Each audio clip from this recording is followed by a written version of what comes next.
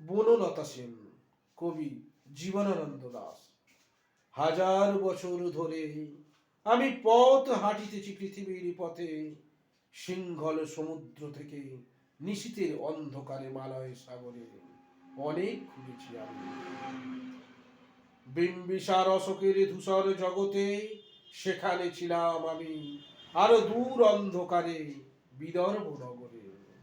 আমি ক্লান্ত প্রাণ এক, চারিদিকে জীবনের সমুদ্র সফেন, আমারে দুদণ্ড শান্তি দিয়েছিল নাটোরের বনলতা সেন।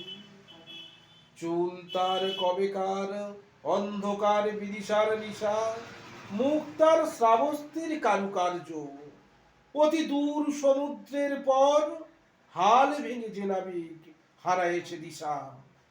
সবুজ ঘাসের দেশ যখন সে চোখে দেখে দারুচিনি দ্বীপের ভিতর, তেমনি দেখেছি তারে অন্ধকারে। বলেছে সে, এতদিন কোথায় ছিলেন? পাখির নীড়ের মতো চোখ তুলে নাটোরের বনলতা সেন। সমস্ত দিনের শেষে শিশিরের শব্দের মতন সন্ধ্যা আসে, ডানার রৌদ্রের গন্ধ মুছে ফেলে চিল, পৃথিবীর সব রং নিভে গেলে পাণ্ডুলিপি করে আয়োজন। তখন গল্পের তরে জোনাকিরই রঙে ঝিলমিল, সব পাখি ঘরে আসে, সব নদী ফুরায় জীবনের সব লেনদেন।